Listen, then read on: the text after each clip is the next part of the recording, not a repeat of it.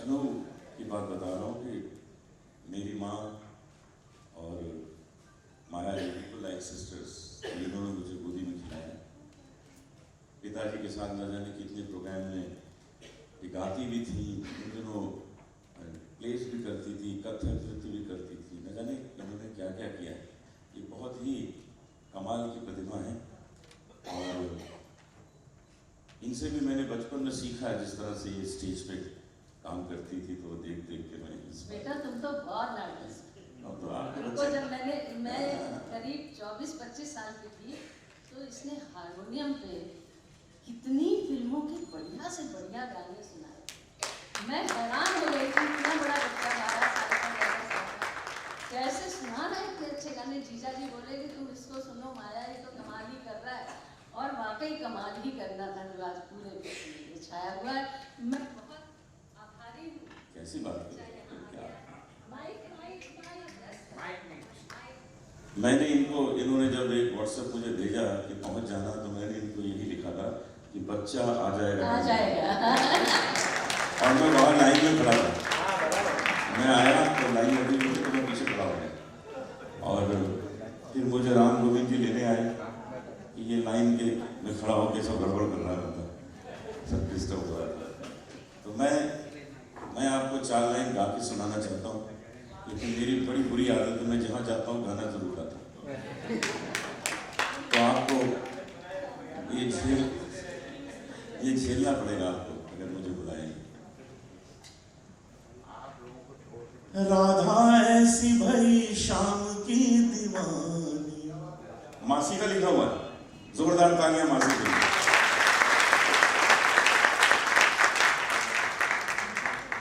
राधा ऐसी भई शाम की दीवानी के ब्रिज की कहानी हो गई,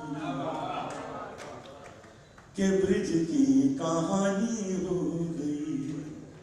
एक भोली भाली गांव की गंवार, एक भोली भाली गांव की गंवार तो पंडितों की बानी हो गई,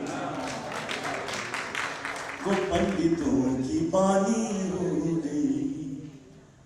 राधा न होती तो वृंदावन भी वृंदावन न होता। राधा न होती तो वृंदावन भी वृंदावन न होता। कान्हा भी होते बंसी भी होती, बंसी में प्राण न होता। कान्हा भी होते बंसी भी होती, बंसी में प्राण न होता। प्रेम की भाषा जानता न कोई, कन्हैया को योगी मानता न कोई। बिना परिणय के वो प्रेम की पुजारन कान्हा की पटरानी होती। बिना परिणय के वो प्रेम की पुजारन कान्हा की पटरानी हो गई। राधा ऐसी भई शाम की दीवानी के ब्रिज की कहानी हो।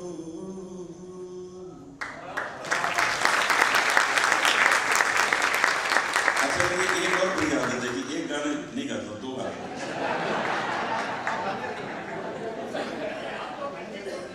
एक और झेलना पड़ेगा। ऐसी लागी लगन, ऐसी लागी लगन, ऐसी लागी लगन, ऐसी लागी लगन, ऐसी लागी लगन, मीरा हो गई मगन। वो तो गली गली गली गली हरि गुन गाने लगी। ऐसी लागी लगन, मीरा हो गई मगन। वो तो गली गली हरि गुन गाने लगी। महलों में पली बन के जोगन चली, मीरा रानी दीवानी कहाने लगी। ऐसी लागी लगन कोई रोके नहीं, कोई टोके नहीं, मीरा गोविंद गोपाल गाने लगी, बैठी संतों के संग रंगी मोहन के रंग, मीरा प्रेमी प्रीतम को मनाने लगी, वो तो गली गली हरी गुन गाने लगी, ऐसी लागी लगन मीरा हो गई मगन, वो तो गली गली हरी गुन गाने लगी, महलों में पली बन के जोगन चली, मीरा रानी दीवानी कहाने लगी, ऐसी लागी लगन मीरा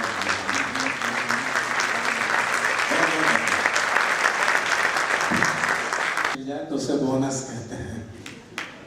यदि मान लो अमर जलोटा जी ने 2 भजन अपने मन से गाए, दिल से गाए हैं, तो हम उनके बहुत आभारी हैं। हमारे लिए अतिरिक्त बोनस।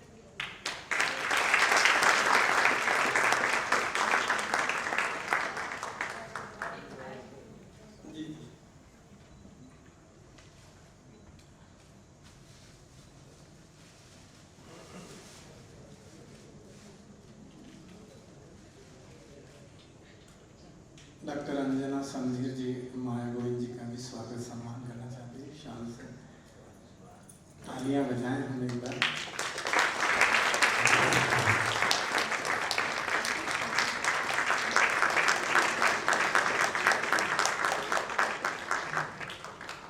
मित्रों, हम चाहेंगे कि इस मौके पर डॉक्टर अंजना समधीर जी से भी 2 शब्द सुने।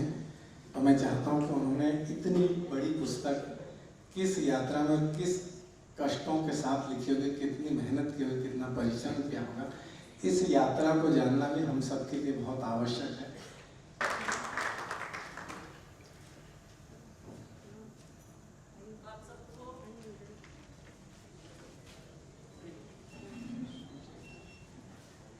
आप सबको मेरा बहुत बहुत प्रणाम।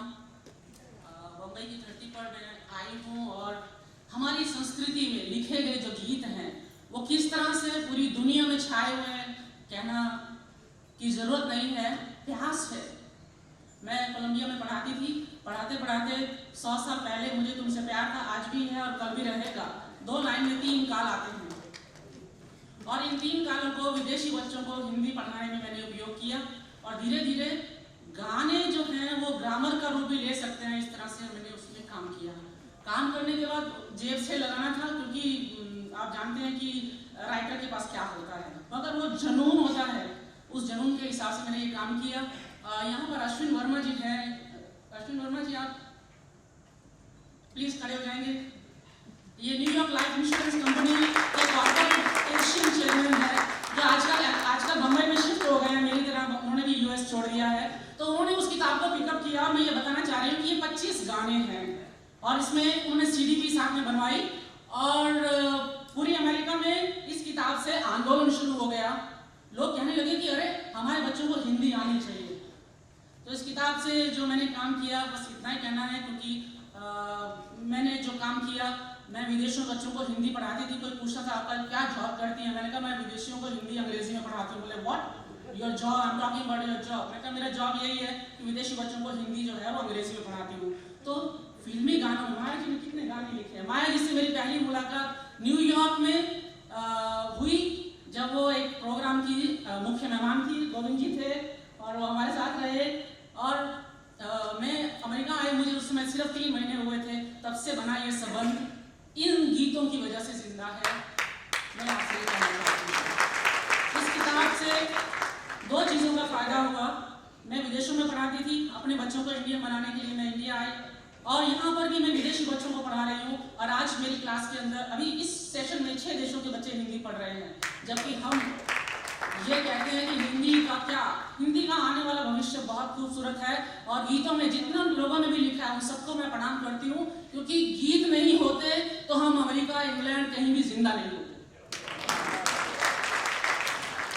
और उनके अंदर जो आग है, कोई आदमी मर गया है त्रिनाद का, गयाना का, उन लोगों को हमारे देश से जो प्रेम है। मैं एक एग्जांपल देना चाहती हूँ कि वो एक भजन लगाने, हमें मालूम है कि किसी की डेथ हो गई है तो उसे भजन ना लगाकर वो लोग एक गाना लगा देते हैं फिल्मी और वो कहते हैं कि इसकी आत्मा को शांति मिलेगी। ये भूख है हमारे देश के लिए, उनके लिए। तो मैंने ये छोटा सा प्रयास किया, 100 गानों को ट्रांसलेट किया। इसका बहुत लंबा इतिहास है, उसमें मैं जाना नहीं चाहती हूँ, लेकिन मैंने हमारे जो सदाबहार गीत हैं, कांटों से छीन के ये आंचल, ओ मेरी ज़हन ज़बी, इन सबको गानों को वर्ड टू वर्ड ट्रांसलेट किया है। और हमारा शो चलता था, उसमें लोग सुनते थे और फरमाइश करते थे कि अगले हफ्ते ये गाना बजाइएगा। तो ये गीतों ने हमें जिंदा रखा है। जितने भी लिखने वाले हैं, जिन्होंने इनको प्रोड्यूस किया है, सारेगामा ने इसकी सीडी बनाई, वर्मा जी ने इसमें बहुत काम किया था। और मेरा सौभाग्य है कि आज वो खुद इस प्रोग्राम में हाजिर है। 10,000 किताबें, आप सोचिए किसी इंडियन राइटर की 10,000 किताबें और सीडी पूरी अमेरिका में फ्री डिस्ट्रीब्यूट हुई, और हमने भी उसमें से एक पैसा नहीं लिया। और ये उसका 30वां एडिशन समझिए। अब 100 गाने इसके अंदर आए हैं। और उसमें सबसे लास्ट बात ये कहना चाहती हूँ कि 745 पृष्ठ की ये किताब है, जिसके अंदर हमारे सदाबहार गीत हैं, बच्चों के गीत हैं, देशभक्ति के गाने हैं, और आखिर में हमारी आरती है, ओम जय जगदीश हरे, जिसका लोगों को मालूम नहीं है मीनिंग क्या है, और लोग सिर्फ मंदिर में आंखें बंद करके बैठ जाते हैं। माया जी खुद वहाँ आई है, उनको मालूम है कि लोगों की गीतों के लिए क्या प्यास है। तो मैंने एक कोशिश की है, और उसमें लास्ट में हमारा जनगण मन आता है। तो इस तरह से 100 गाने जो हैं वो ट्रांसलेट हुए हैं। आप सबसे विनम्र निवेदन है कि पढ़िएगा, क्योंकि हमारी भाषा ही संस्कृति को आगे ले जाती है। भाषा नहीं है तो कुछ भी नहीं बचेगा। और ये गीतों का काम जो लिखने वाले हैं, जिन्होंने इनको प्रोड्यूस किया है, जिन्होंने इनको बनाया है, they are really really great people, और मैं उन सबको नमन करती हूँ। और अनूप जलोटा जी वहाँ आए हैं, इनको पूछिए कि लोगों के मन में क्या भजनों की आग है वहाँ पर। माया जी से पूछिए कि लोग कैसे तड़पते हैं। उन तड़पते हुए लोगों के लिए मैंने थोड़ा सा पानी का बंदोबस्त किया। प्रणाम, बहुत बहुत।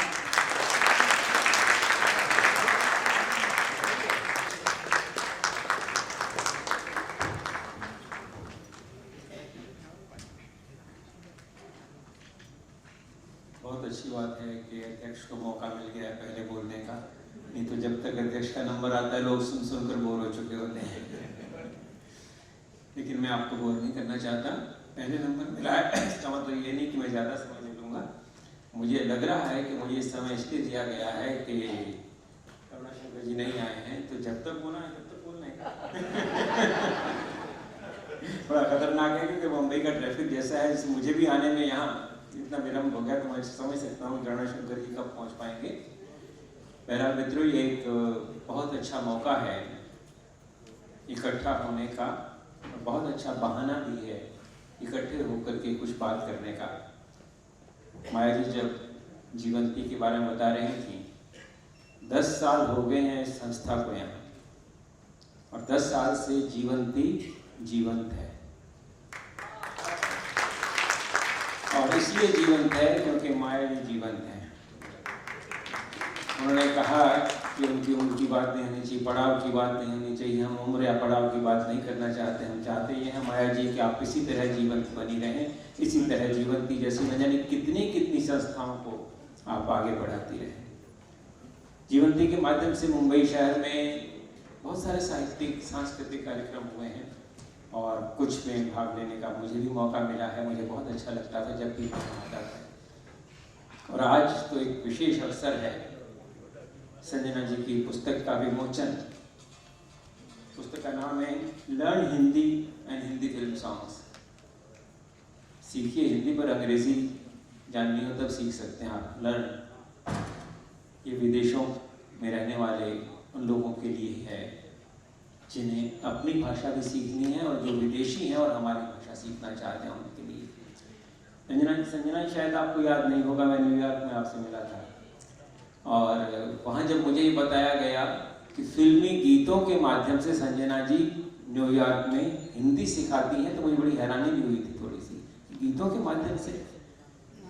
और हमारे गीत कोई ऐसे ज़रूरी नहीं कि हिंदी भाषा की सारी कसौटियों पर पूरी तरह से कसे जा सकें, लेकिन उसके बावजूद मुझे बड़ा अच्छा भी लगा जब लोगों ने भी बताया कि किस तरह से इनके तरीके से हम लोग हिंदी को सीख रहे हैं। इनकी छोटी सी बेटी थी 6 साल की, और हिंदी बोलती थी। ओह माय गॉड,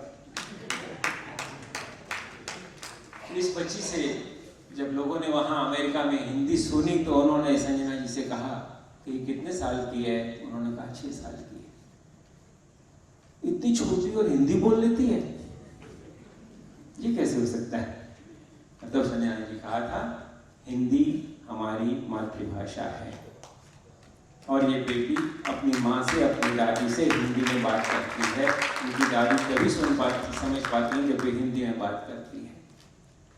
ये जो बात थी, हिंदी हमारी मातृभाषा है, 6 साल की बच्ची के लिए अमेरिका में रहने के बावजूद हिंदी सीखना इसलिए ज़रूरी है कि उसे अपनी मातृभाषा से प्यार होना चाहिए, क्योंकि उसे अपनी माँ से बात करनी है। ये मैं न्यूयॉर्क अमेरिका की बात बता रहा हूँ, लेकिन मेरे देश में 6 साल के बच्चे को हम सिखाते हैं, बेटे व्हाट इज योर नेम, और हम उससे कहते हैं भैया तो कोई पोएम सुना दे, और उसने अगर कह दिया कि तारे बहुत चमकते हैं तो a not that that one twinkle twinkle little star. ये मेरे देश में 6 साल के बच्चे के साथ हम करते हैं। और संजना जी ने वहाँ अपनी बच्ची को हिंदी सिखाना इसलिए ज़रूरी समझा कि 7 समुद्र पार उस धरती पर यदि हमें अपने संस्कारों को जीना है, यदि हमें अपनी संस्कृति को जिंदा रखना है, यदि हमें अपनी सभ्यता के साथ जुड़े रहना है, तो हमें अपनी भाषा जाननी चाहिए। संजना जी, आप जो काम वहाँ कर रही थी अमेरिका में, वो सच में बहुत बड़ा काम था, और यहाँ हिंदुस्तान में लौटने के बाद आप जो काम कर रही हैं वो उससे कम छोटा नहीं है। किसी को भाषा सिखाना और उसे ये एहसास करा देना कि ये भाषा सीखने जैसी है, ये भाषा सीखनी ज़रूरी है, इस भाषा के माध्यम से तुम अपने आप को अधिक धनवान महसूस करोगे, अधिक समृद्ध महसूस करोगे। ये एहसास कराना किसी भी टीचर के लिए, किसी भी अध्यापक के लिए ज़रूरी होता है जब वो किसी दूसरे को कोई दूसरी भाषा सिखाने की कोशिश कर रहा होता है। तो मैं समझता हूँ हम सबको संजना जी का आभार व्यक्त करना चाहिए कि उन्होंने हमारी हिंदी को उस देश में जाकर के जो 7 समुद्र पार है जीवित रखा। वहाँ के लोगों की, जैसे ये कहती है, मैं प्यास बुझाती थी, थोड़ा सा पानी डाल दिया था उनकी प्यास पर मैंने, तो ये प्यास पर पानी डालते रहें, आगे भी इसी तरह काम करती रहें, और हम भी सुनते रहें बार बार कि अब इतने और सारे भाग विदेशियों ने हिंदी सीख ली। मैं चाहता हूँ संजना जी, आप इस देश के लोगों को भी हिंदी सिखाइए। हमारी पीड़ा ये है कि हम अपनी भाषा भूलते जा रहे हैं। हमारी पीड़ा ये है कि हमें अपनी भाषा में बोलते हुए शर्म आती है। बहुत कठिन कठोर शब्द हैं ये, बुरे लगते हैं कि शर्म कैसे आती है अपनी भाषा में बोलते हुए। लेकिन मैंने आपको बताया कि हमारे देश में अब माँ नहीं होती। मैं अपनी माँ को बीबी जी कहा करता था, अब कोई बीबी जी नहीं कहता है। अब मम्मी आ गई है हमारे घर में, हमारे घर में डैडी आ गए हैं, हमारे घर में रसोई भी नहीं है, किचन है, हमारे घर में बरामदा भी नहीं है, बालकनी है। अब हम बाथरूम की बात करते हैं, कभी हम गुस्लखाना नहीं बोलते हैं, स्नान की तो बात दूसरी है। ये सब जो चीज़ें बहुत छोटी छोटी बातें, बहुत लगता है कि जैसे कुछ भी नहीं है, इसमें क्या फ़र्क पड़ता है। अगर मैं अपनी माँ को मम्मी कहता हूँ तो उससे क्या फ़र्क पड़ता है? कुछ फ़र्क नहीं पड़ता। यदि मेरे घर में किचन कहा जाता है तो क्या फ़र्क पड़ता है उससे? लगता है हमको ऐसा, लेकिन मुझे लगता है कुछ ना कुछ इसमें, और वो बहुत कुछ है, वो कुछ ना कुछ नहीं है। क्योंकि इन शब्दों के माध्यम से, इस भाषा के माध्यम से हम अपनी जड़ों से जुड़ते हैं, और जड़ों से जुड़ते हैं तभी पानी ऊपर आता है, तभी पौधा पेड़ बनता है। जड़ों से कट करके कोई भी पौधा पेड़ नहीं बन सकता। तो हमारी पीड़ा ये है कि हम जड़ों से कटते जा रहे हैं और हमें ये पता भी नहीं चल रहा कि हम जड़ों से कटते जा रहे हैं। तो मैं एक बार फिर संजना जी को बधाई देता हूँ इस पुस्तक के लिए भी, और चाहता हूँ ऐसी कुछ और चीज़ें भी सामने आए, और माया जी को भी बहुत बहुत शुभकामनाएं देना चाहता हूँ कि वो इस जीवंती के माध्यम से हमें बहुत अलग तरह की चीज़ें पेश करती रहती हैं, हमें अलग तरह की संस्कृति से जोड़ती रहती हैं, कोशिश करती रहती हैं। वो किसी से सहायता और नहीं मांग रही, सिर्फ यही सहायता मांग रही कि आप आइए, जुड़िए इस संस्था के साथ में। ये बहुत बड़ी बात होती है। माया जी, आपको बहुत बहुत धन्यवाद, बहुत बहुत आभार और बहुत बहुत धन्यवाद।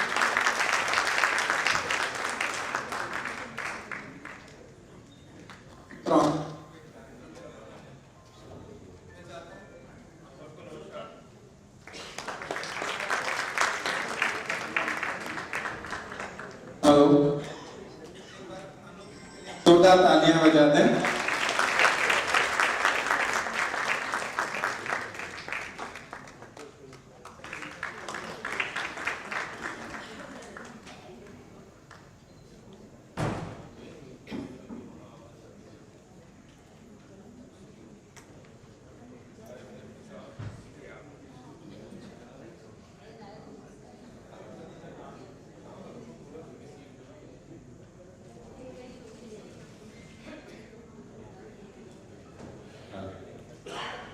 आइए, हम लोगों का स्वागत है।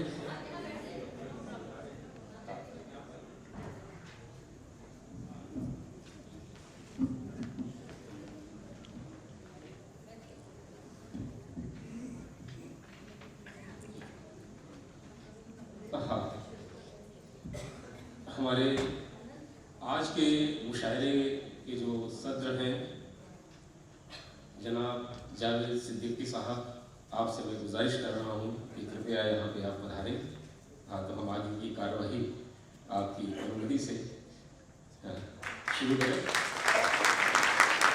और अनंत जी, हमारे बाकी जो शायर हैं, बुला लीजिए सबको यहाँ पर मंच पे।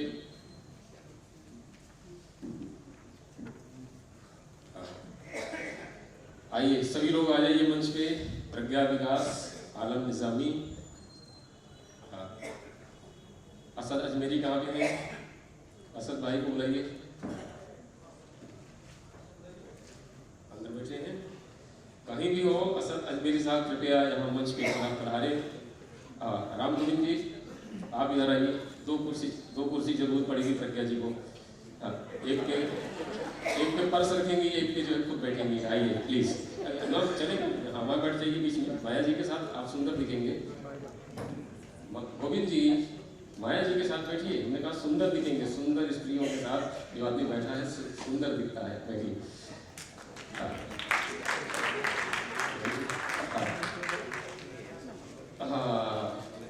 अच्छा है दिल के साथ रहे पास वाले अभी, लेकिन कभी कभी उसे तन्हा भी छोड़ दे। कासिम इमाम साहब, आपसे गुजारिश है, मुझे बताएगा। हमारे सदर के साथ बैठिए आप। असद भाई,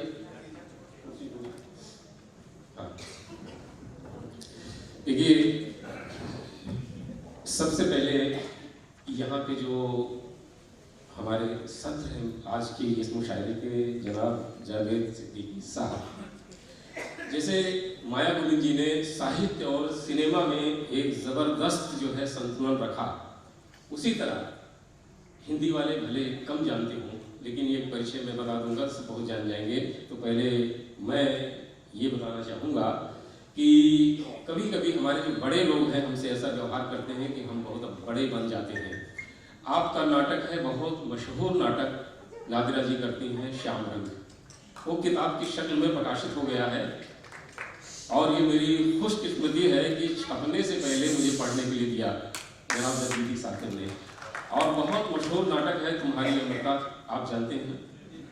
और एक ऐसी किताब जो भी पढ़ने वाले हैं जब पढ़ेंगे तो आपको लगेगा कि आपके जो भीतर का संसार है वो 10 गुना समृद्ध हो गया है। उस किताब का नाम है रोशनदान। खाका या संस्मरण बोलिए, रेखा चित्र जिसे आप बोलते हैं, वो उर्दू में भी आई है और हिंदी में भी आई है। तो वाणी प्रकाशन की किताब है, आप पढ़िए, फिर आपको सीखने को मिलेगा कि जिंदगी क्या होती है। तो ये जो साहित्य का पक्ष है वो भी बहुत मजबूती के साथ जावेद साहब साथ लेके आगे बढ़ रहे हैं। और दूसरी बात कि सिनेमा में जिस आदमी ने पहली फिल्म की जो स्क्रिप्ट है लिखी, वो सत्यजीत रे के लिए शतरंज के खिलाड़ी, आप समझ सकते हैं उसमें कितनी कमी है।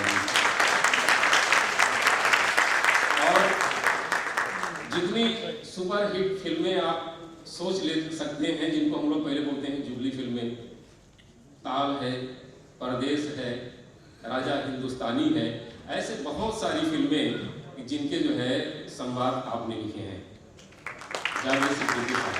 तो मोर देन 100 फिल्में लिख चुके हैं, तो इसे गिनाने की जरूरत नहीं है। तो साहित्य और सिनेमा में इतना खूबसूरत संतुलन रखने वाला आज इंसान हमारी इस मुशायरे की सदारत कर रहे हैं, ये हमारे लिए बहुत खुश किस्मती की बात है। और उसके बाद ये थोड़ा परिचय के बाद अंजना जी से हो गया आपको। असद अजमेरी साहब, इनको लोग कम जानते हैं कि लेकिन क्योंकि ये सुनने सुनाने में बहुत पीछे रहे जानबूझ करके, इनकी गज़लों का एक एल्बम है फिक्र, गुलाम अली साहब की आवाज़ में। हाँ, और बहुत सारे ये गाने रियलिटी शोज वगैरह लिख सके हैं। और इनका जो बिल्कुल नया डेवलपमेंट है, कुछ दिन में सामने आने वाला है। संता पंता पे एक फिल्म बन रही है जिसकी कथा, पटकथा, संवाद और गीत इन्होंने लिखा है। और तपिश नाम की बड़ी खूबसूरत किताब आ चुकी है। डॉक्टर कासिम इमाम बुरहानी कॉलेज में प्रोफेसर हैं और देश विदेश में एक बेहतरीन शायर, एक अच्छे नाज़िम के रूप में जो है आप जाने जाते हैं। माया जी से आप परिचित हैं। राम गोविंद अतहर जी, जिनको आप कई बार यहाँ सुन चुके हैं। और आलम निज़ामी, बेहतरीन उम्दा शायरी के लिए जिनको स्टेट एकेडमी अवार्ड मिल चुका है, वो पढ़ते हैं, लड़कियों बच्चों में। संध्या रियाज, बहुत संवेदनशील कवित्री, आज आपके सामने वो अपनी रचना पेश करेंगी और थोड़ी देर में उनकी किताब का यहाँ पर लोकार्पण होने वाला है। और उधर प्रज्ञा जी को आप जानते पहचानते हैं, तो हमने उनसे गुजारिश की थी कि वो आज की मुशायरे की वो निज़ामत कबूल करें और उन्होंने ये काम कबूल कर लिया है। तो प्रज्ञा जी की ये तालियाँ। और अंत में एक बात मैं आपसे कहना चाहूँगा, अरशद भाई कहाँ पे हैं? हाँ, ये जो है अरशद भाई और मुजीब खान, ये दो भाई हैं। इन्होंने बीड़ा उठाया है कि मुशायरे को जन जन तक पहुँचाने का। इसके लिए इन्होंने होती है बात, कहते हैं रब्बे अम्मी को, बात उन्मुल किताब होती है। बात सीने का था होती है, बात फूलों का बाग होती है, बात नेकी सवाब होती है, बात कहरो अजाब होती है, बात बरगे गुलाब होती है, बात तेगे अताब होती है, बात हर बात को नहीं कहते, बात हर बात को नहीं कहते, बात मुश्किल से बात होती है, बात मुश्किल से बात होती है। बहुत बहुत शुक्रिया। जी हाँ, अपनी बात को खूबसूरत तरीके से कहने का हुनर रखता है आज का ये खूबसूरत डाइस। और जाहिर सी बात है, अपनी बात को कहने का हुनर अगर ये मुश्किल काम है, तो अच्छी बात को समझना ये उससे भी मुश्किल काम है। मैं एक बार चाहती हूँ जोरदार तालियां आप सभी सुधी श्रोताओं के लिए। आज के दौर में शायरी समझना, कविता समझना, यकीन जानिए ये बहुत आसान काम नहीं है। लेकिन मुझे इकबाल साहब की एक नज़्म आती है याद कि हुवैदा आज अपने ज़ख्मे पिन्हा करके छोड़ूंगा, लहू रो रो के महफिल को गुलिस्तां करके छोड़ूंगा। हुवैदा आज अपने ज़ख्मे पिन्हा करके छोड़ूंगा, लहू रो रो के महफिल को गुलिस्तां करके छोड़ूंगा। जलाना है मुझे हर शम्मे दिल को सोज़े पिन्हा से, जलाना है मुझे हर शम्मे दिल को सोज़े पिन्हा से। तेरी तारीख रातों को चरागा करके छोड़ूंगा, तेरी तारीख रातों को चरागा करके छोड़ूंगा। पिरोना एक ही तस्बीह में इन बिखरे दानों को, पिरोना एक ही तस्बीह में इन बिखरे दानों को। ये मुश्किल है तो इस मुश्किल को आसान करके छोड़ूंगा, ये मुश्किल है तो इस मुश्किल को आसान करके छोड़ूंगा। यकीन जानिए इसी जज्बे की तर्जमानी का नाम है माया गोविंद। जीवंती फाउंडेशन, उससे जुड़ा हर मेंबर, आज के दौर में जब कला, संस्कृति, साहित्य के लिए ये जो समर्पण है, इस तरह की जो महफिल सजाई जाती है, ये बहुत बड़ा काम है, ये बहुत नेक काम है, ये बहुत ज़रूरी काम है। आइए मैं मुशायरे के बाकायदा आगाज़ के लिए पहले नाम का इंतखाब, जो कि नहायत जाहिर सी बात है कि एक मुश्किल काम होता है, लेकिन एक खूबसूरत सा चेहरा। अच्छा, दिलमणि जी बार बार कह रहे थे खूबसूरत चेहरा। उन्होंने एक बार भी अच्छी शायरा नहीं कहा मुझे। बहरहाल आज वो अकेले आए हैं, पत्नी के साथ नहीं आए हैं, इसलिए अतिरेक में, भावनाओं के अतिरेक में ऐसा हो गया होगा। बहरहाल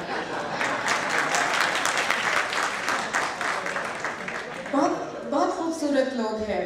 और मैं एक सवाल मैं मंचों से अक्सर सुना करती हूँ कि हिंदुस्तान में, और मुझे जब भी ऐसा माहौल मिलता है, मैं इस बात को दोहराने से खुद को रोक नहीं पाती कि हिंदुस्तान में कहीं भी जाइए, गुजरात में गुजराती, पंजाब में पंजाबी, महाराष्ट्र में मराठी, असम में असमी, बंगाल में बंगाली रहता है, तो फिर हिंदुस्तानी कहाँ रहता है?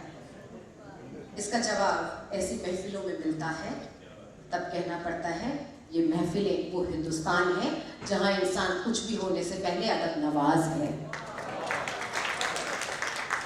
उदय प्रताप जी के 4 मिसरे याद आते हैं। उससे पहले कि मैं संध्या रियाज जी से आग्रह करूं माइक पर आने के लिए, उदय प्रताप जी के ये 4 मिसरे, न तेरा है न मेरा है ये हिंदुस्तान सबका है, न तेरा है न मेरा है ये हिंदुस्तान सबका है, नहीं समझी गई ये बात तो नुकसान सबका है। तेरा है न मेरा है ये हिंदुस्तान सबका है, नहीं समझी गई ये बात तो नुकसान सबका है। जो इसमें मिल गई नदियां वो दिखलाई नहीं देती, जो इसमें मिल गई नदियां वो दिखलाई नहीं देती। महासागर बनाने में मगर एहसान सबका है, महासागर बनाने में मगर एहसान सबका है। आइए, मैं बड़े अदब और एहतराम के साथ मैं संध्या रियाज जी से मैं गुजारिश करती हूँ, मैं दरख्वास्त करती हूँ कि वो माइक पर आए। एक बार जोरदार ताली।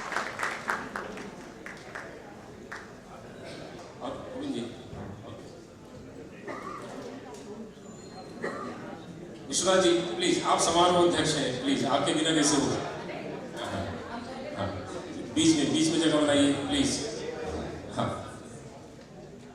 हाँ जी जी, वाह, हाँ।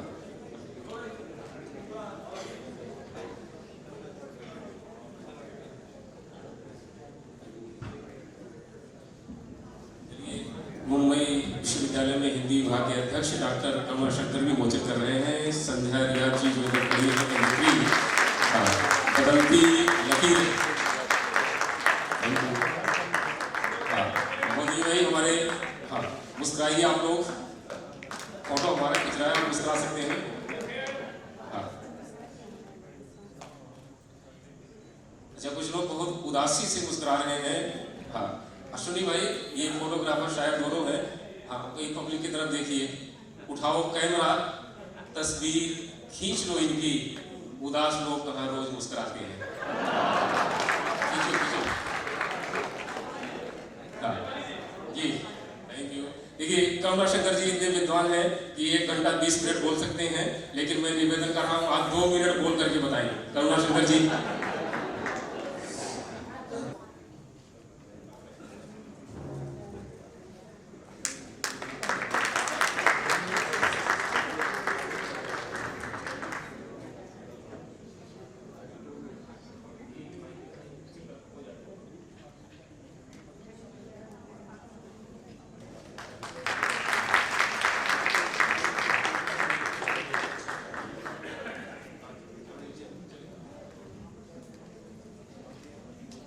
मित्रों, मैं सबसे पहले 2 घंटे ट्रैफिक में फंसा था, इसलिए देर से पहुंचा, क्षमा प्रार्थना हूँ आप सबसे।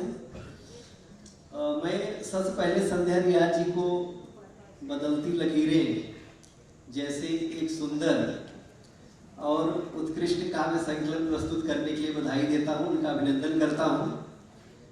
यह एक बहुत ही सुचिंतित और गंभीर कवित्री है।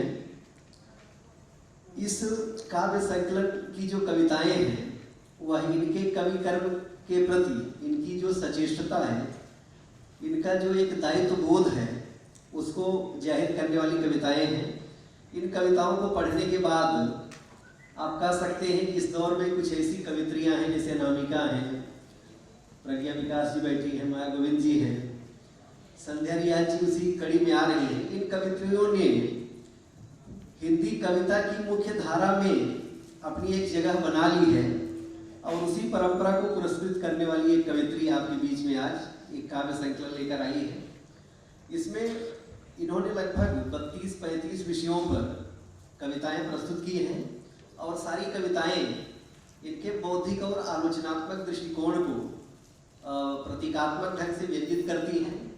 ये बदलती लकीरें केवल मनुष्य के नियत की नहीं है, हमारी हस्तरेखाओं की नहीं है, बल्कि हिंदी कविता की दशा और दिशा की लकीरें भी किस प्रकार से बदल रही है उसकी व्यंजना करने वाली कविताएं इस संकलन में हैं।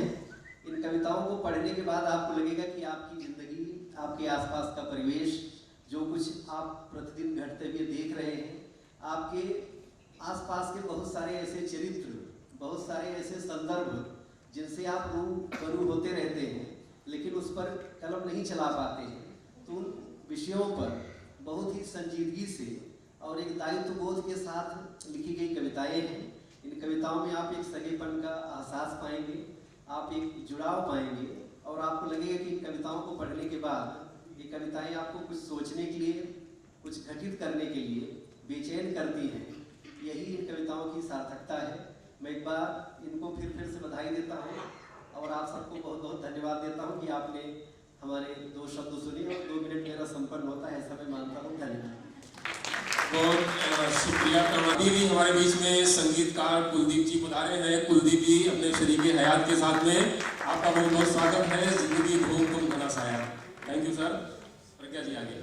उड़ते देखा था, जिनको अपने अंदर उड़ते देखा था। संध्या रियाज जी। सम्मान से सर झुका के नमन करती हूँ। पहली लेखिका के लिए इतने सारे श्रोता मिल गए, धन हो गए हम।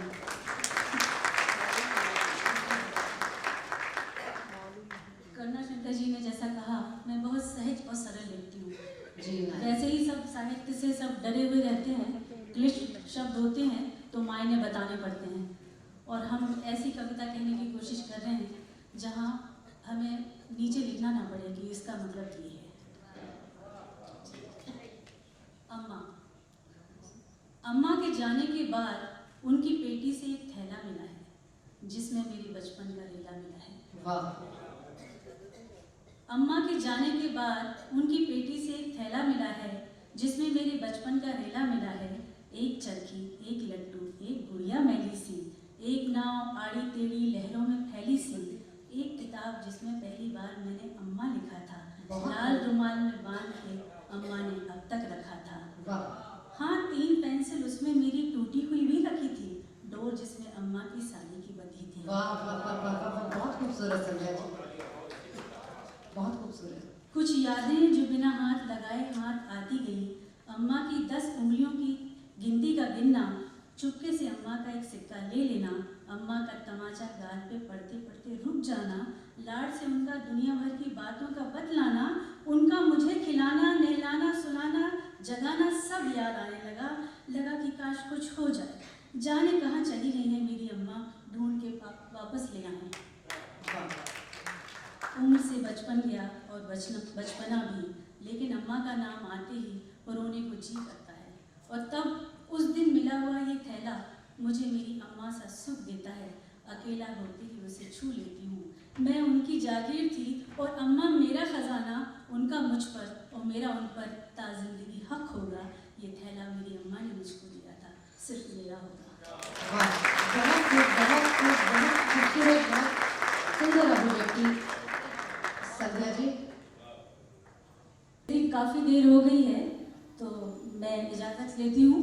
मेरी किताबें हैं, आप तक ज़रूर पहुँचेगी और आपका आशीर्वाद चाहिए कि मैं अगले कदम तक पहुँचूँ, कुछ और लिखूँ जो आप सबको पसंद आए। बहुत बहुत धन्यवाद। सूरत महफिल, मैं बड़ा शुक्रगुजार हूँ माया गोविंद जी का और पांडे जी का, देवमणि जी का, ऐसी महफिल का हिस्सा बनने का मुझे मौका मिला। मैं बगैर किसी तमहीद के शुरू होता हूँ। जी।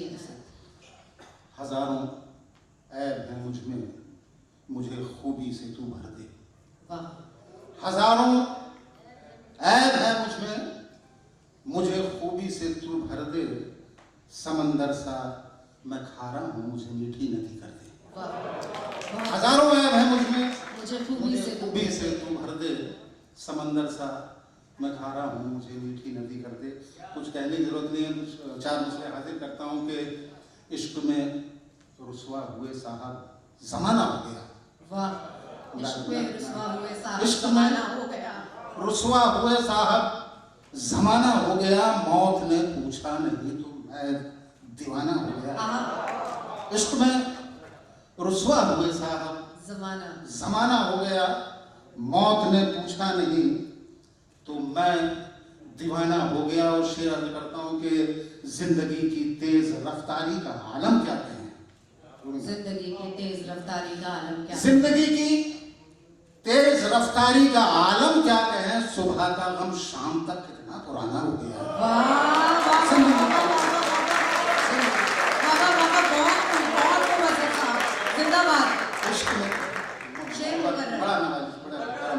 इश्क में रुसवा हुए साहब जमाना हो गया, मौत ने पूछा नहीं तो मैं दीवाना हो गया। और जिंदगी की तेज रफ्तारी का आलम क्या कहें, सुबह का गम शाम तक कितना पुराना हो गया। सुबह का गम।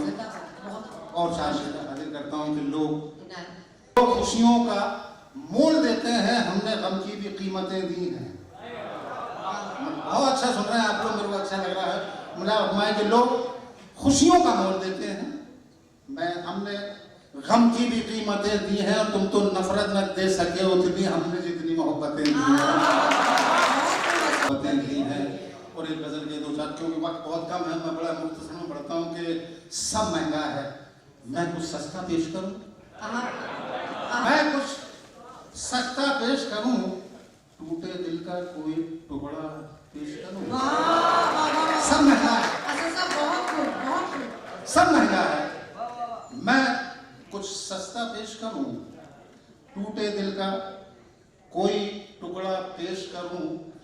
और घर पिछली बारिश में नजरे आब हुआ, घर पिछली बारिश में नजरे आब हुआ, आंखों में है घर का नक्शा पेश करूं।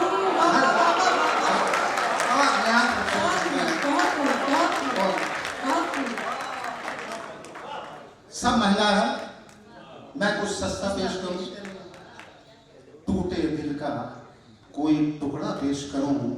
घर पिछली बारिश में नजरे आब हुआ, आंखों में है घर का नक्शा पेश करूं। और शेर मुराद के साथ मेरे कुछ गम रहते हैं बरसों से, साथ मेरे कुछ गम रहते हैं बरसों से, हुक्म हुआ है खुद को तन्हा पेश करूं। साथ मेरे कुछ गम रहते हैं बरसों से, हुक्म हुआ है खुद को तन्हा पेश करूं। और हद्दे नजर तक जलता तपता सहरा है, हद्दे नजर तक जलता तपता सहरा है। प्यास असद कहती है दरिया पेश करूं, प्यास असद कहती है दरिया पेश करूं। वक्त कम है इसलिए मैं एक और गजल, एक शेर हाजिर करता हूँ।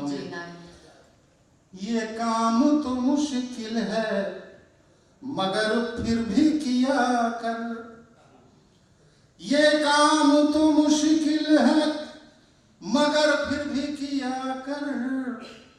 दुनिया से मिले वक्त तो खुद से भी मिला, दुनिया से मिले वक्त तो खुद से भी मिला कर। ये काम तो मुश्किल है मगर फिर भी किया कर। शेर मुराद वो कहता है नफरत है उसे शक्ल से मेरी, वो कहता है नफरत है उसे शक्ल से मेरी।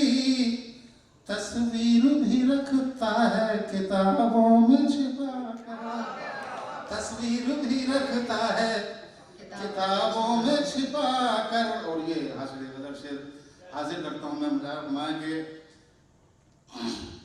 सूरज भी कोई शय है उन्हें इल्म नहीं है, कुछ लोग बहुत खुश हैं चरागों को बुझा कर। कुछ लोग बहुत खुश हैं चरागों को बुझा कर। और खुशियों का भरोसा नहीं कब आए चली जाए, खुशियों का भरोसा नहीं कब आए चली जाए। दो चार गमों को रखो सीने से लगा कर, दो चार गमों को रखो सीने से लगा कर। और मैं कैसे कहूँ खुश हूँ या नाराज हूँ तुझसे, मैं कैसे कहूँ खुश हूं या नाराज हूं तुझसे, चेहरे पे लिखा है मेरे चेहरे को पढ़ा। बहुत बहुत शुक्रिया। के बारे में क्या कहना चाहेंगे, किस तरह की कविताओं का संग्रह होगा इसमें? ये बहुत सहज सरल कविताएं हैं। बहुत सारी चीज़ें हम ज़िंदगी में देख कर भी हम अनदेखा कर देते हैं। हम किसी पागल को देखते हैं, हम ये नहीं देखना चाहते कि वो पागल क्यों है। हम किसी लड़के को देखते हैं जो सड़क पे कागज़ बटोरता है, क्या उसकी कोई कहानी हो सकती है? डेफिनेटली हो सकती है। तो बहुत सारी वो चीज़ें हैं, माँ के ऊपर, पागल के ऊपर, लड़के के ऊपर, मतलब आसपास जिस चीज़ों के बीच में हम जिंदा रहते हैं, उन सब के बारे में ये कहानी है। और कविताओं के रूप में ये कहानी हमें पूरी दिखाई देती है कि उसका जीवन क्या होगा। साहित्य आज हम बहुत कठिन शब्दों से जोड़ दिया गया है। हमें लगता है कि साहित्य में बहुत मोटे मोटे शब्द होंगे जिनके हमें मायने के लिए एक हमें डिक्शनरी देखनी होगी कि किस शब्द का अर्थ क्या होगा। ये कविताएं स्पेशली इसलिए लिखी हैं और सहज सरल शब्दों में लिखी हैं कि आपको किसी मायने दिखाने की, सोचने की, पूछने की कोई ज़रूरत नहीं है। आप पढ़ेंगे और आप समझ जाएंगे, तो कम से कम हिंदी के पास रहेंगे। किताब प्रमोशन के टाइम आपको इमोशनल हो गई थी, तो क्या कहना चाहेंगे इस बार? इमोशनल इसलिए हो गई थी कि ये जो किताब है, इसका सपना मेरे जीवन साथी ने देखा था। रियाज अहमद उनका नाम, शौहर मेरे पति, वो आज नहीं है, इसलिए मेरी आंखें नम थी कि ये उनका सपना था कि मेरी किताब निकले और आज पब्लिश हुई है, लोकार्पण हुआ उसका, लेकिन वो इस वक्त नहीं है, इसलिए मुझे दुख था मनी में। Thank you so much. मेरे घर की चटाई मुझको, और रूमी भाई खुसूसियत के साथ ये शेर बतौर खास मुलादा फरमाए।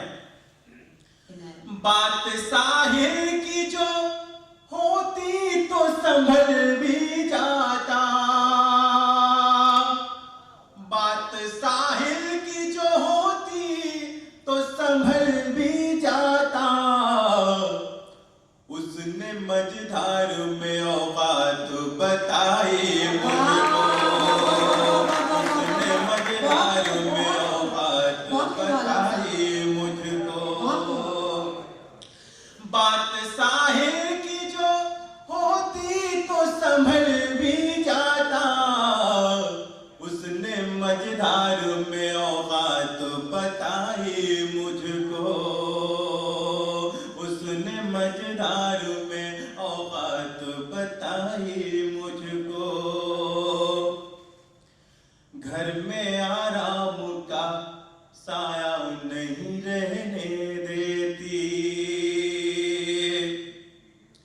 घर में आराम का साया नहीं रहने देती, घर में आराम का साया नहीं रहने देती।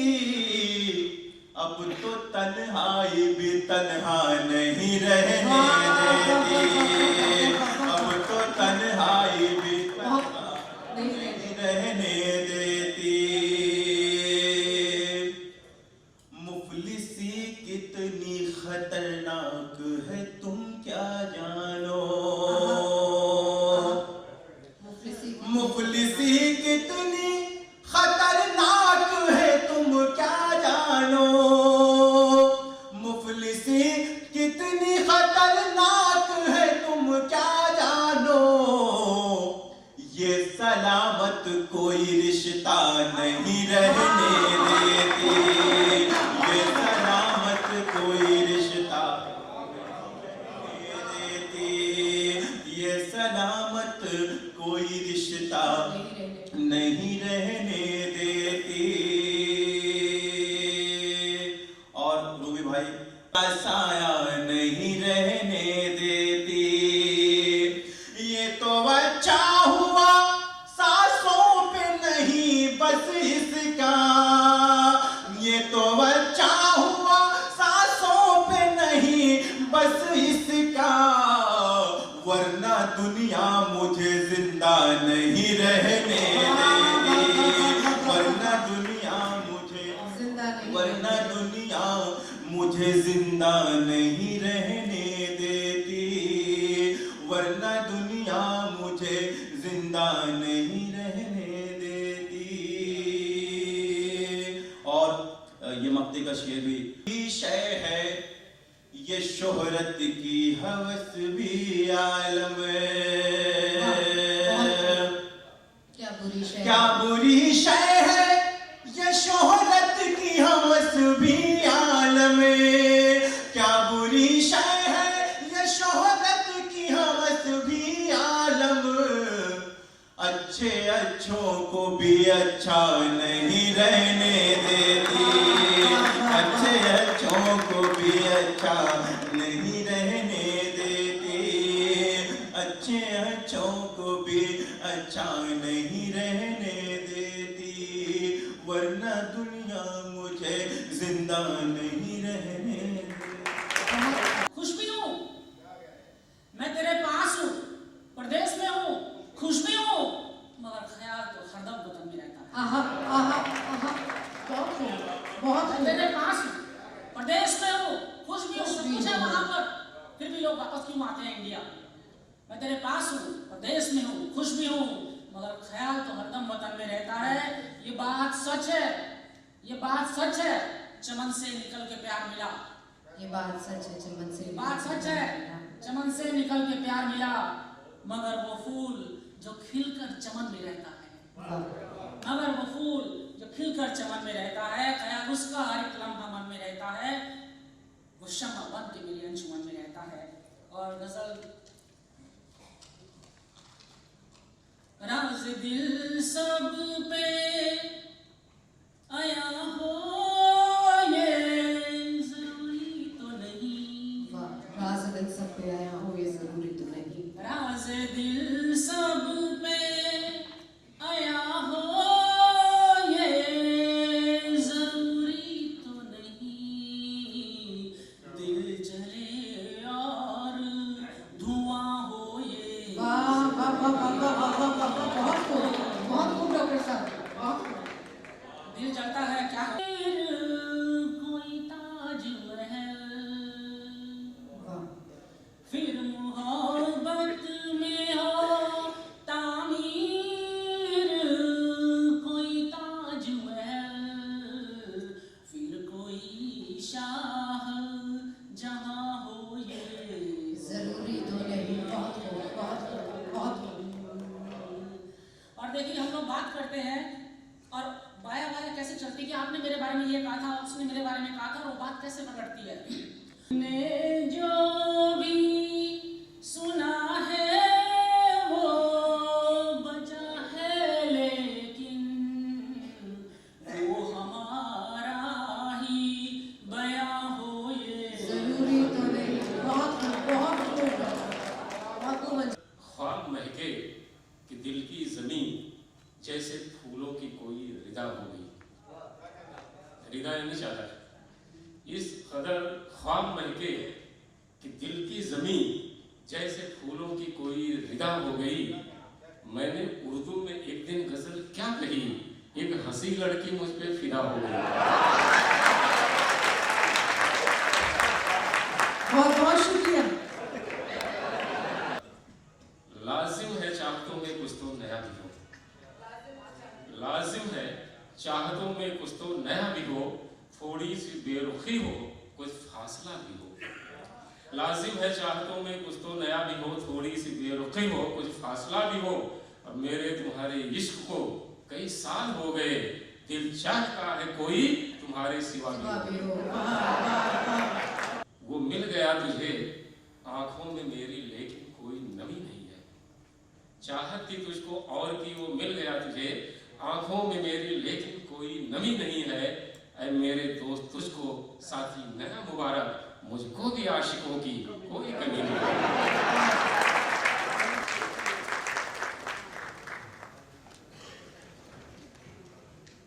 आज हम 2 सत्रों में हमारा कार्यक्रम करने जा रहे हैं पहले सत्र 2 विशिष्ट पुस्तकों का यहाँ पर लोकार्पण करेंगे और दूसरे सत्र में महफिल मुशायरा होगा जिसका संचालन प्रज्ञा विकास जी करेंगे। अब चूँकि थोड़ा सा ज़्यादा समय हो गया बिना किसी भूमिका के मैं चाहता हूँ कि सबसे पहले हमारे इस सत्र के अध्यक्ष आदरणीय विश्वनाथ सचदेव जी आने हैं। मैं चाहूँगा कि विश्वनाथ सचदेव जी को राम गोविंद जी मंच पर लेकर आए हमारे इस पहले सत्र की सदारत करेंगे। वरिष्ठ पत्रकार नवनीत के संपादक लेखक विश्वनाथ सचदेव जी।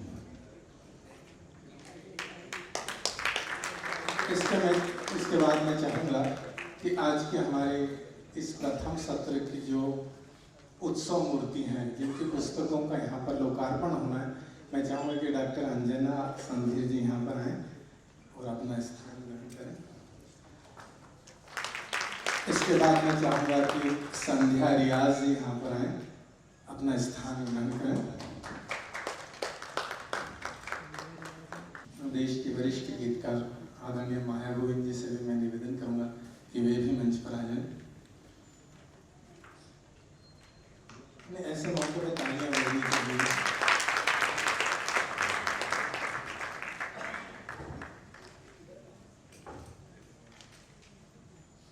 मंच पर आ जाएं।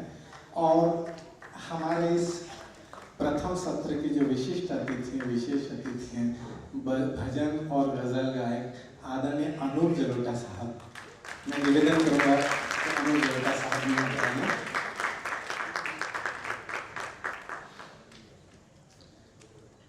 चूंकि अतिथियों का सम्मान हमारी भारतीय संस्कृति की एक विशिष्ट गौरवशाली परंपरा है, हम चाहेंगे कि जो मंचासीन व्यासपीठ पर जो विराजे हुए अतिथिगण, इनका हम यहाँ पर स्वागत करें।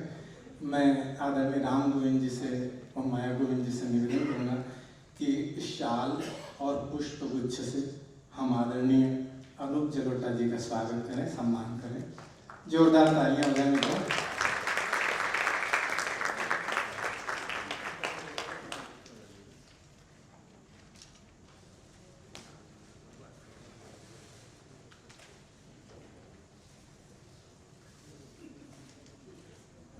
ताली बजाने से खून बढ़ता है, नहीं बजाने से नाखून बढ़ते हैं।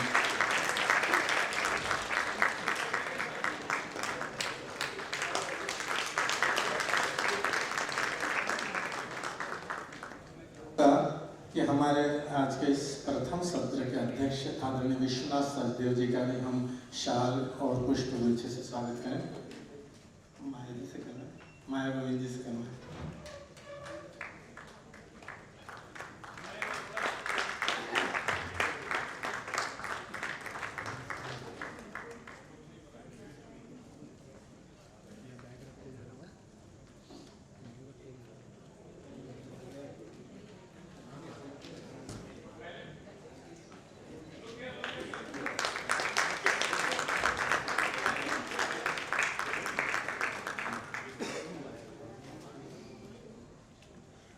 बहुत बहुत धन्यवाद।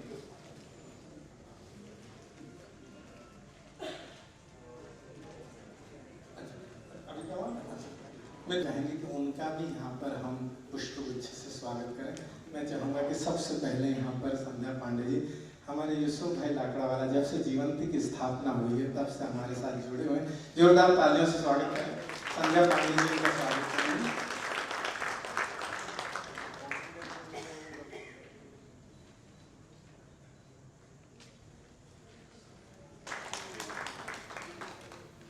और मित्रों, हमारे जो दूसरे सत्र की सदारत का सम्मान करें।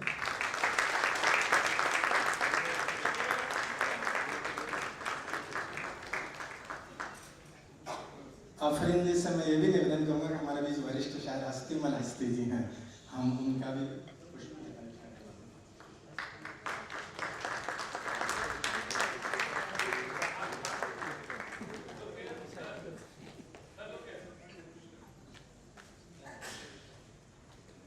मेरी सूची में जो सम्मानित सदस्य उनके नाम हैं जोग सिंह जी, यदि आए हों आएकर जोग सिंह जी, और जब भी आएंगे हम बीच में समय निकाल कर सभी। सतीश शर्मा जी आए हों यदि तो हम उनका सम्मान करना चाहेंगे। नरेश बालोड़िया जी जो आयकर आयुक्त हैं, विनोद शर्मा जी जो आयकर आयुक्त यदि आए हों तो हम उनका सम्मान करना चाहेंगे। आज जब आ जाएंगे, सूचना मिली कि बहुत ट्रैफिक है, वहाँ हमारे कुछ अतिथि अटके हुए, डॉक्टर करुणाशंकर उपाध्याय जी उसी में हैं।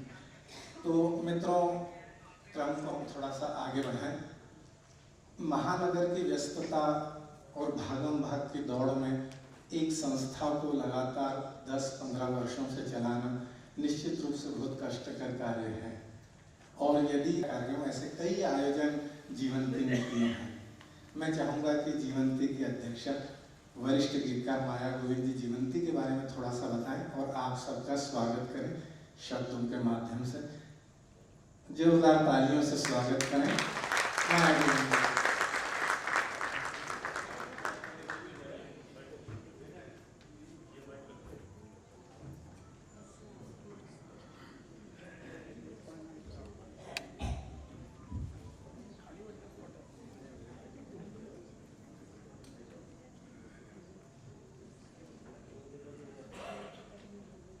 सबको नमस्कार।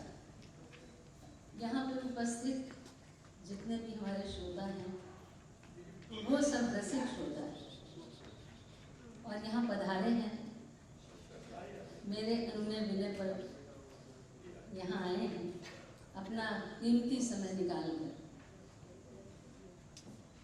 बम्बई में कोई भी कार्यक्रम समय से नहीं शुरू हो सकता।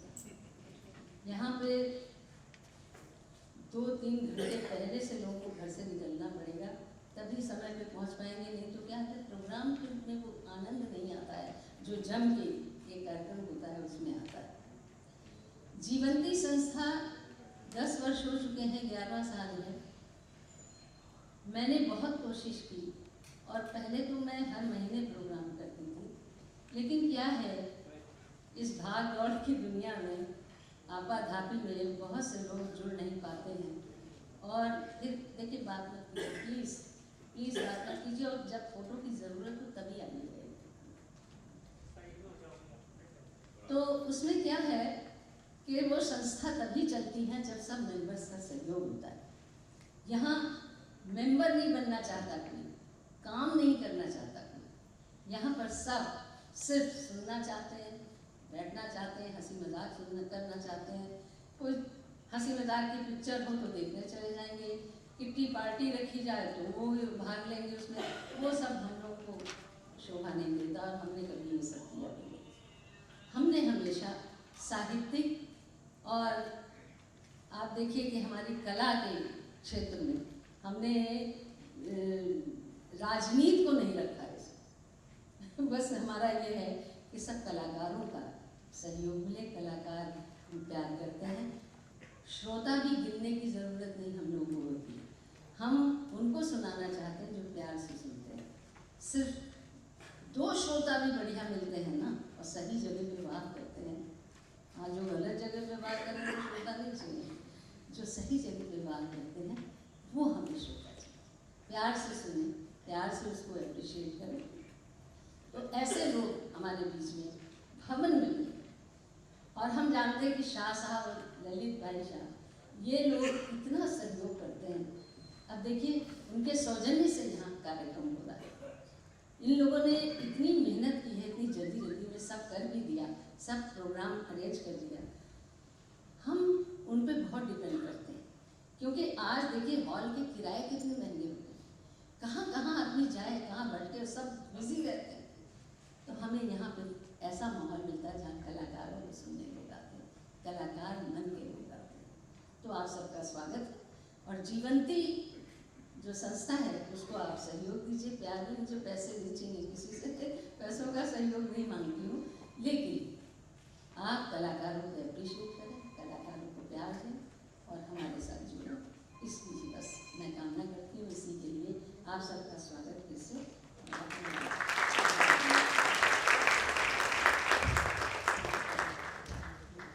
बहुत बहुत धन्यवाद माया जी। यदि इस उम्र के पड़ाव पर भी जीवंती संस्था को इतनी सक्रियता से माया जी चला रही हैं, तो निश्चित रूप से जी हस्तक्षेप करूँगी। मेरी उम्र के पड़ाव की बात मत कीजिए। इस पर तालियां बजनी चाहिए। पड़ाव से क्या आप लोग बताइए, कोई आपको उम्र दिख रही है? ये जो कह रहे हैं इस उम्र के पड़ाव, क्या मैं 80-90 बरस की हूँ? देखो इस उम्र के पड़ाव की बात कर रहे हैं। अभी तो मैं जवान हूँ भाई, तो क्यों? मैं आपको बताऊँ 16 से आगे नहीं बढ़ी, विचारों से। मैं आज भी छोटी सी बच्ची हूँ, कभी वही हंसती हुई माया हूँ, मैं खिलखिलाती हुई भागना चाहती हूँ। टांगे जवाब दें तो बात अलग है, लेकिन भागना तो चाहती हूँ।